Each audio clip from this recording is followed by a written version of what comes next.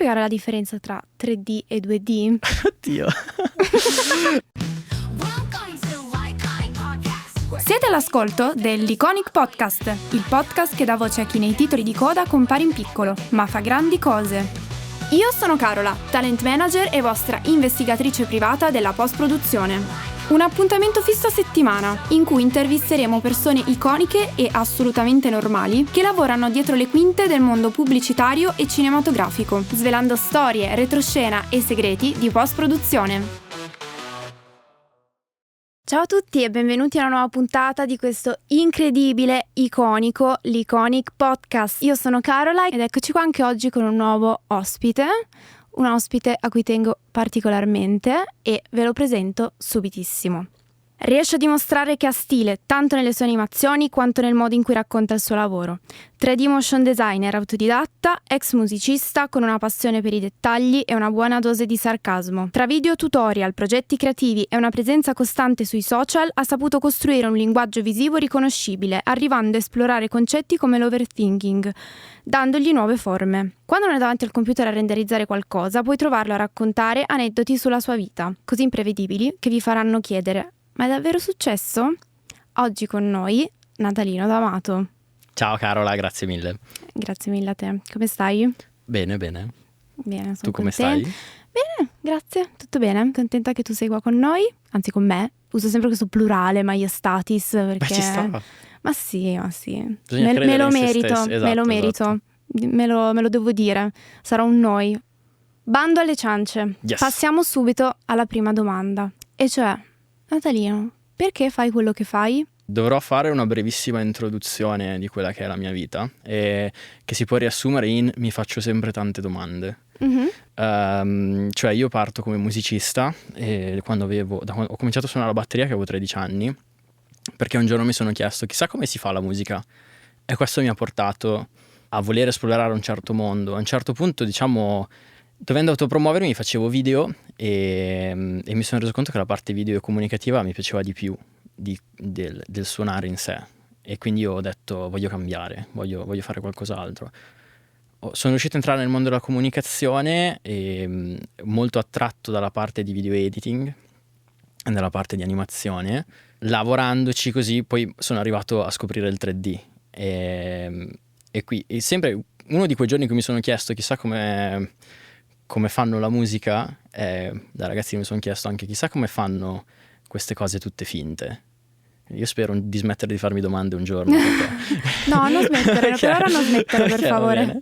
e quindi niente, sono arrivato a esplorare questo mondo del 3D completamente da solo, e quindi diciamo mi sono trovato anche spesso in difficoltà, però ho trovato un metodo e un modo di esprimermi in quello che faccio, e una capacità espressiva superiore a tutte quelle che ho avuto in precedenza.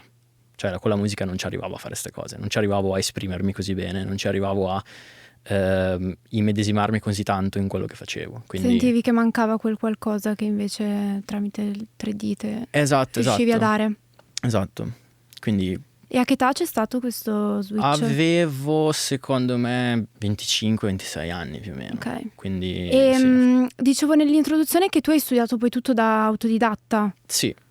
E come, cioè cos'è? Ti sei messo tipo a cercare su tipo internet? Esatto, sì. Praticamente io avrei tanto voluto avere un mentore, cosa che però non c'è stato. Nel senso che quando mi sono avvicinato al mondo del 3D già era difficile spiegare quello che facevo in 2D certe volte, no? Le scuole non me le potevo permettere perché costavano tanto. Ho cominciato a sperimentare, a fare un po' di ricerche per i fatti miei, a cercare qualcuno che mi potesse prendere, dove potessi imparare qualcosa, ma nessuno mi ha mai preso. Quindi una certa... C'è stata un'agenzia che mi ha dato fiducia e quindi mi ha comprato gli strumenti per poter imparare? Sì, per imparare, ma ero comunque da solo e sì. Quindi quella cosa era difficile, cioè io dovevo gestire tutto sempre da solo È stato pesante, quindi io ho cominciato a parlare un po' con tanta gente in giro su Instagram, soprattutto in inglese, perché in italiano, cioè in Italia c'era poco e mi rendevo conto, poi io ho un modo di fare in cui parlo a tutti come se li conoscessi da una vita, e quindi c'è chi si piglia bene, ma c'è anche chi si piglia malissimo. Tantissimi, no, infatti. Quindi sì, poi vengo da un paesino piccolissimo, quindi io non avevo neanche questa possibilità di magari trovare degli eventi dove sì, non parlare. C'era community, per dire, tipo come puoi trovare qua a Milano. Esatto. E dopo, una volta che ho cominciato a capire quale doveva essere il percorso didattico che dovevo fare, me lo sono costruito un po' da solo. Quindi compravo dei corsi online, dicevo ok, faccio questo, faccio quest'altro. A volte spendevo dei soldi, facevo un corso, dicevo non mi ha insegnato niente di che, ma sono una persona abbastanza positiva, cerco di prendere, cioè anche se mi insegna una cosa che non so, e sono già soldi ben spesi. Assolutamente. Quindi tanta esperienza, tanta ansia quando soprattutto diventi freelance, no? E quindi devi venderti, e io odio vendere le cose, cioè piuttosto te la regalo, nel senso che è più semplice. Esatto, quindi perché dopo all'inizio soprattutto è difficile giustificare i costi, perché il 3D costa tantissimo. Sì, secondo me più di tutti il tuo campo è difficile da giustificare a livello di prezzo, difficile da far capire, difficile far capire cosa ci sta dietro. Ma questa puntata è fatta anche per questo. Anche per questo. Ci dovrai spiegare bene che cosa c'è dietro il tuo lavoro. E infatti la seconda domanda che ti farò è: ho parlato del fatto che ti ho definito che sei un 3D motion designer. Sì. Quindi tu fai sia animazioni 3D che 2D. Sì. Ci puoi spiegare la differenza tra 3D e 2D? Oddio. Allora, la differenza fra animazione 2D e 3D è in quella 2D si lavora su 2 dimensioni, ovviamente, X e Y, e quindi abbiamo sostanzialmente quella orizzontale e quella verticale. Non abbiamo nessuna profondità. Mentre invece per quanto riguarda l'animazione 3D entra in gioco anche quella che è la profondità di campo, entra l'asse Z, direi, a questo punto, se erano X, sì, c'è Z. Comunque niente, c'è anche l'asse Z, quindi c'è tutta la parte di profondità e ci sono un sacco di dinamiche variabili in più che si vengono a creare. Sostanzialmente all'interno dell'animazione 3D, eccetto alcune rare eccezioni in 2D che si possono fare con i plugin, nell'animazione 3D, oltre ad avere i parametri di animazione classica, che sono quelli con i keyframe, no? Possiamo intervenire anche su simulazioni, quindi possiamo simulare oggetti rigidi che interagiscono fra loro, quindi non so, si scontrano, oggetti morbidi, soft body simulation, no? Quindi sono tipo degli squishy, e hanno tutti dei parametri su cui si può giocare, e quindi cambia il modo in cui queste cose interagiscono fra di loro. Mm-hmm. E tu di base preferisci?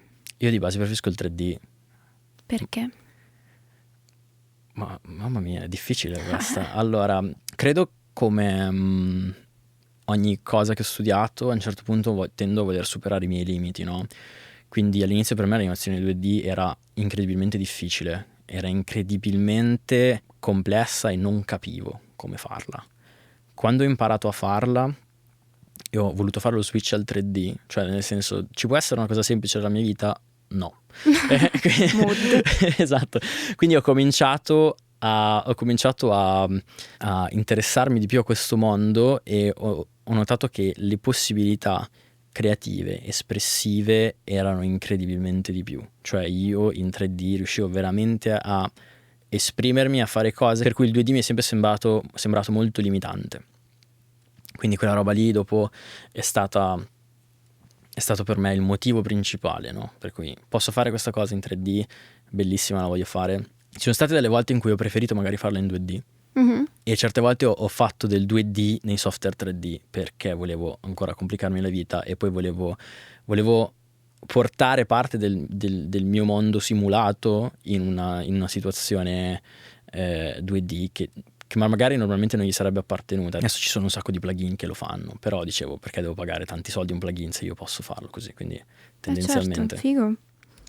Ascolta, ti volevo fare un'altra domanda. Certo. Se dovessi ricreare un'animazione, un oggetto in 3D iconico, quindi che appartiene qualcosa che appartiene all'immaginario comune, collettivo, sì, che cosa ricreeresti? Penso sarebbe sempre qualcosa relativo alla ceramica, cioè sempre qualcosa di relativo a oggetti che mi piacciono tanto. Ci ho pensato e secondo me sarebbe fighissimo ricreare vasi un po' storici. Però tipo di che epoca? Beh, a me piace sempre la roba, cioè io sono grande fan dell'epoca di antichi greci. Bravo, grande, anch'io. Quindi quella roba lì mi piacerebbe tanto. Potrebbe essere una bellissima collaborazione con un artista 2D che fa proprio magari frame by frame e possiamo animare le varie... Grande fan di storia dell'arte io, quindi mi piacerebbe fare anche quella roba lì. Però poi dopo, ma magari esco di qua, cambio idea, quindi non lo so. No, teniamoci questa risposta, mi piace. C'è un progetto che ritieni che possa aver svoltato la tua carriera? Diciamo che dividerei, cioè a livello di progetto personale e a livello di progetto commerciale. Ok. Posso farti questi due Sì, esempi? assolutamente, anzi mi piace questa divisione. Okay. Per me i progetti personali sono tanto importanti, forse anche più importanti di quelli commerciali.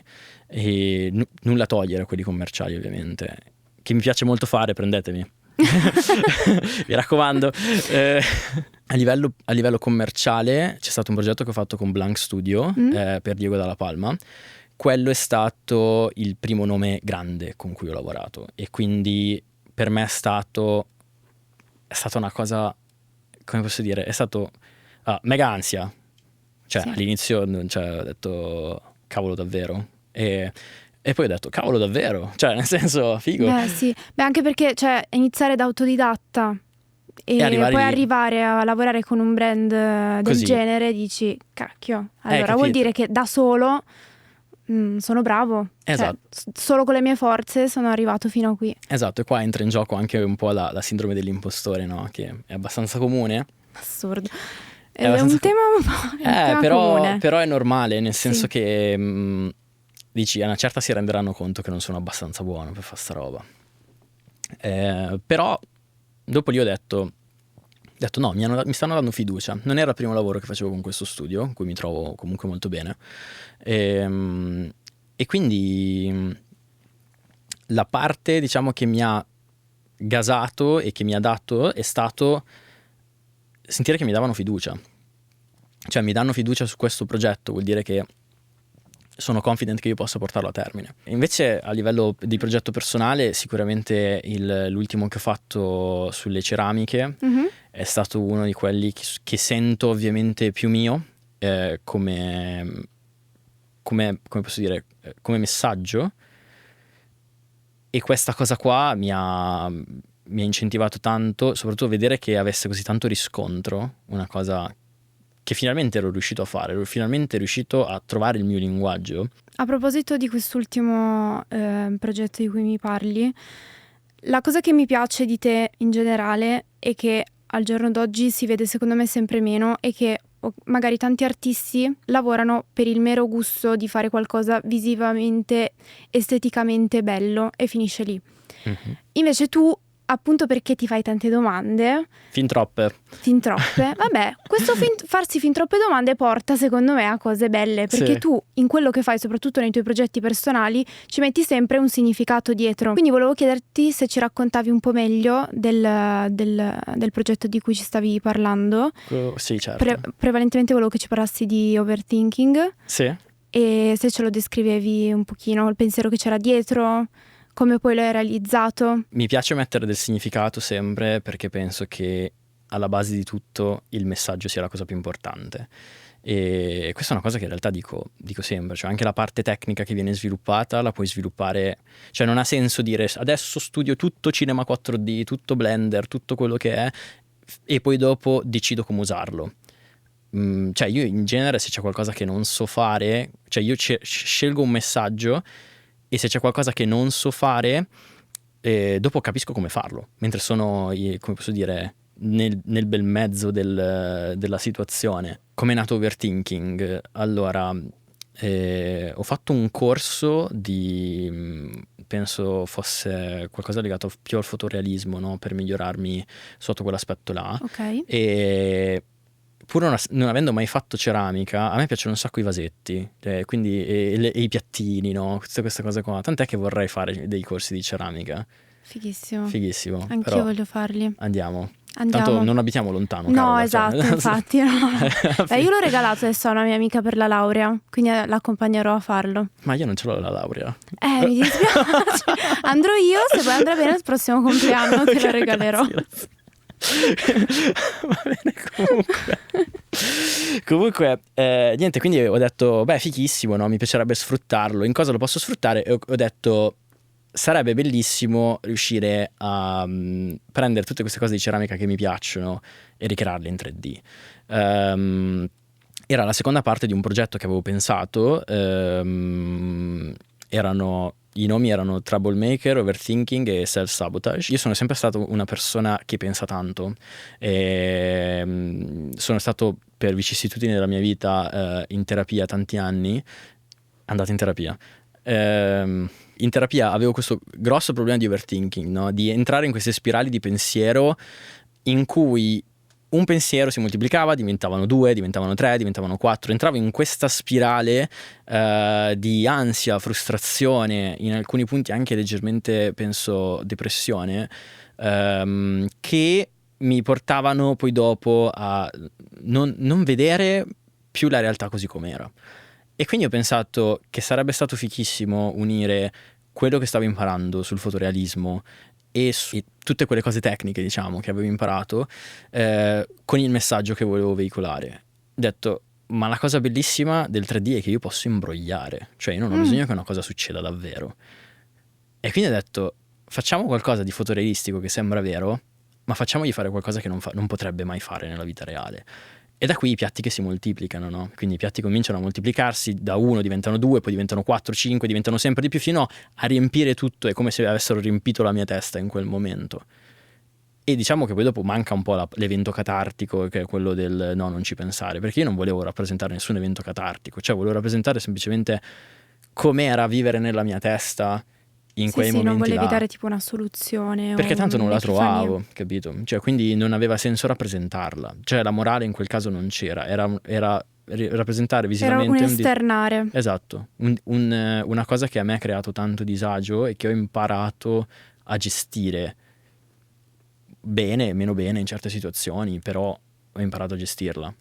E trovi quindi che in questo caso il tuo lavoro ti funga da terapia? Quando non mi crea ansia lui stesso, sì, nel senso che c'è sempre nella parte del messaggio da veicolare qualcosa che mi libera, in un certo senso, no? Però in alcune situazioni diciamo che il lavoro in sé poi dopo crea un po' d'ansia sulla parte, diciamo, quella.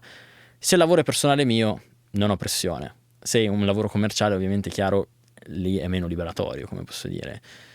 Però dà tante soddisfazioni, cioè, vedi una cosa che hai fatto tu, la vedi in giro, la vedi sui social, la vedi pubblicata su profili importanti, quindi certo. Dici, beh, figo. Esatto. Che volevo parlare con te del rapporto tra lavoro e salute mentale. Ci sono delle situazioni che ti creano d'ansia perché tu sei freelance, oppure se per esempio vivi il tuo lavoro semplicemente per come sei fatto tu sotto pressione. E dato che in passato mi hai dato consigli, se hai dei consigli da dare al nostro pubblico per viversi meglio. Essere freelance ha un enorme lato positivo, sì, e un enorme lato negativo, e sono la stessa cosa, cioè che lavori da solo. Cioè io sono una persona che ad esempio fa fatica magari a stare in un ufficio, fa fatica a stare, non perché non mi piace lavorare in team, ma perché sono una persona che ha molto bisogno dei suoi spazi, e quindi tendo a rifugiarmi in me stesso, no? Cioè, quando mai, capito? Io che parlo tantissimo mi rifugio in me stesso, vuol dire che sto proprio male. E l'altra cosa, quindi la cosa positiva è che a volte riesci ad evitarti disagi personali, incomprensioni sul luogo di lavoro, perché tanto lavori da casa. Cioè, almeno nel mio caso io lavoro da casa. Sì, non hai il confronto con altre persone. Esatto. E diretto almeno. Esatto, quindi non sei lì, non capita la giornata che quello ti risponde male, capito? Poi a volte, vabbè, può capitare comunque qualcosa, però in genere io vivo molto bene il lavorare da solo in questo senso, mentre invece il lato negativo è che sei comunque da solo. Cioè, quindi se succede qualcosa hai un problema, te lo smazzi Su tu. chi conti? Hai capito? Devi comunque farti tutta la tua parte commerciale, amministrativa, creativa, devi fare tutto tu. È un'arma un po' a doppio taglio. Esatto, se vuoi sfogarti con qualcuno, con chi parli. Quindi ci sono, diciamo, un po' di strategie che ho adottato che vanno dalla terapia in primis. La parte invece più bella, secondo me, e creativa del trovare una soluzione a questo è trovare un accountability buddy, che praticamente è una persona che fa il tuo stesso lavoro, con cui tu hai dei check settimanali. Ah, oddio, sai che non lo sapevo. No, e quindi io ho trovato questo confronto, ti fa sentire meno solo, ti fa sentire capito, ti fa sentire che comunque nella loro unicità siamo un po' tutti sulla stessa barca. Sì, nella nostra sì, unicità, nel senso siamo tutti diversi, ma siamo in una condizione che è comunque comune a tutti e ognuno ha modi diversi di rispondere. Questa cosa ti fa sentire molto meno solo. E l'altra cosa, la mia salute mentale è migliorata drasticamente, soprattutto sul mondo del lavoro, avendo la gente. Quello sì, perché mi ha fatto capire veramente il mio valore. E quindi la parte di sindrome dell'impostore è un po' svanita, cioè tuttora in certe situazioni, però sono riuscito a avviarlo un po', e soprattutto nei momenti in cui io sento di avere un carico eccessivo, cioè io so che lei è presente. Puoi spiegare un po' meglio cosa vuol dire avere un agente per te che fai il 3D artist? Cioè nella pratica come funziona avere un agente? Nella pratica funziona che la gente sa bene o male quali sono le mie ambizioni. Avere un agente per me significa tantissimo, oltre che dal punto di vista, cioè, del valore che mi viene riconosciuto, proprio è un sollievo incredibile, cioè non gestire alcune parti, cioè la parte commerciale, cioè non essere io che mi devo vendere, ma avere qualcuno che lo fa per me. Questo per me è stato una liberazione incredibile. Ma infatti io non capisco, perché a volte mi sembra che sia un po' mistificata la figura della gente, se posso. Secondo me non si guarda invece a quel rapporto che viene costruito con la gente, perché io non ho problemi a riconoscere una percentuale a una persona che mi ha aiutato nel fare qualcosa. No, cioè, che problema dovrei avere? E speriamo che i nostri ascoltatori prendano queste tue parole come Bibbia. Cioè ci fondi in una religione? Esatto. Ok. Beh, il nome, dai, ricorda un po'. Esatto. Natalinesimo. Ti chiedo adesso, se dovessi spiegare alle nonne in ascolto, che sappiamo essere veramente parecchie, che cosa fa un 3D artist? Riusciresti a spiegarlo? Probabilmente no, però ci proviamo. Vai. E allora, si parte da un oggetto che può essere modellato, come viene modellata ad esempio la creta, oppure si può comprare, già fatto, da un negozio online.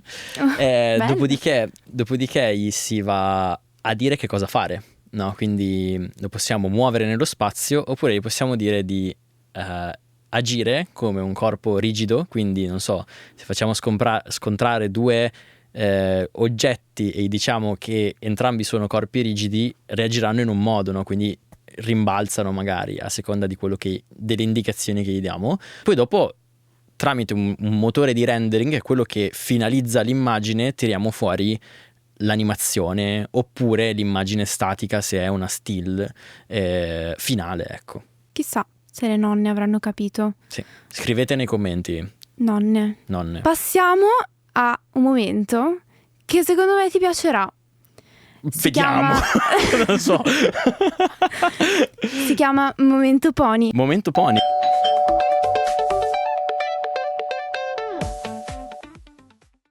Che cosa sono i pony?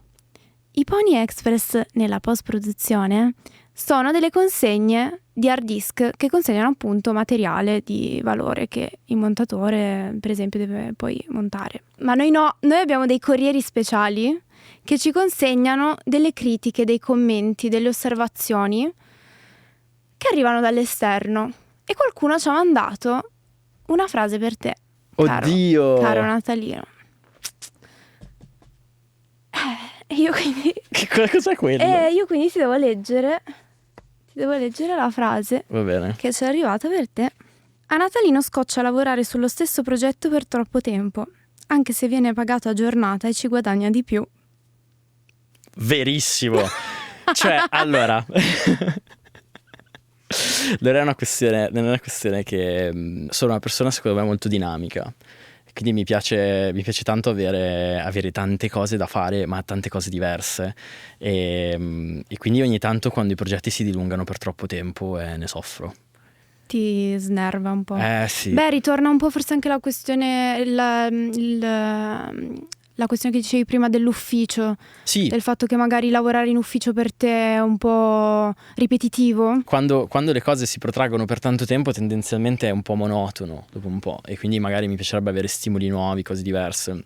Cioè non ho rancori verso nessuno, per dire, e quando sbaglio qualcosa sono il primo ad ammettere di sbagliare qualcosa, perché si sbaglia, tutti sbagliano, tutti sbagliamo e tutti sbaglieremo. Cioè è impossibile fare tutto giusto. Sarebbe bello, ma non ci siamo ancora arrivati. Ma okay. meno male. No, vabbè, io parlo per me stessa, non so se tu sei già arrivato a non sbagliare mai. Però, no, ma figurati. Però è bello anche sbagliare, dai, se no che divertimento c'è. Sì, ma poi tipo in 3D è bellissimo sbagliare, perché tipo dico questa cosa deve rimbalzare e magari si spiattella e dici no, ho sbagliato qualcosa. Adoro, fantastico. Oppure una roba, cioè una tipo si prendono contro, una vola via e ti proprio completamente non sai dove finisce. Sì, quindi è divertente sbagliare in 3D. Però... Quali sono i must have per un 3D artist? I must have sono la pazienza, raga. Armatevi di pazienza. Cioè quella è veramente una roba che bisogna farci i conti. Proprio perché vedi sì quello che stai facendo subito, ma per il prodotto finale preparati ad aspettare ore, se non giorni certe volte. Un computer Windows che purtroppo vengono molto snobbati certe volte, ma in realtà per fare 3D sono proprio quello che serve, perché ti danno una potenza di calcolo maggiore. Ma tanto caffè quanto basta per rimanere lucido sulle varie situazioni, e capacità di gestire lo stress, perché cavolo, il 3D è capace di stressarti parecchio, perché in alcune cose hai controllo e in certe altre è molto più difficile averlo. Spesso quando arrivano i brief ti dicono dobbiamo fare questa cosa, non è detto che tu l'abbia già fatta, e quindi tu devi pensare ho questo problema, cioè questo oggetto deve fare questa cosa, come lo risolvo? E devi scegliere la strada più consona a ottenere, cioè ce ne sono diverse, di capire quale ci metto meno tempo, quale però lo fa meglio, e si tratta di leggere bene le situazioni. E tu ti senti problem solver? Anche problem maker in certi momenti. Entrambe le cose. Perché certe volte mi creo i problemi da solo e poi me li risolvo, però intanto me lo sono creato. Almeno fai esercizio su te stesso. Abbiamo un gioco! Oh vai, mi piacciono i giochi. Il gioco è un 10 ma. Lo conosci? No, sì, ok, è un 10 ma, e cosa devo dire? Adesso ti dico. Okay. Allora, il gioco è un 10 ma versione cliente. Quindi praticamente io ti dirò è un 10 ma, oppure è un 7 ma, e poi ti dico una determinata caratteristica del cliente e tu mi dirai il voto finale. Ok. Sei pronto? No, ma facciamolo lo stesso. Dai, devi essere pronto. Va bene. È un 10 ma cambia idea dopo che hai già fatto il rendering. 6 meno. Perché questo meno? Perché se è un 10 vuol dire che avrà tanti lati positivi, e per essere un 10 non cambia idea dopo aver renderizzato. È un po' un intelligente ma non si applica. È un 3 ma paga bene. 8 meno. A Natalino piacciono i meno, abbiamo capito. Beh, è che non mi sentivo di dare 8 pieno proprio. È un 7 ma non ti fa impazzire con i rework e accetta la prima versione senza revisioni. 9,5. E dei voti pieni mai. Esatto. Prossimo Dai. sarà pieno. È un 9 ma ti manda le revisioni con messaggi vocali di 5 minuti. puoi non dare un voto pieno, Rimane un 9.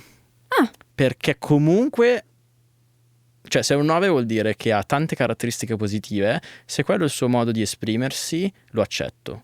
Vabbè, bravo.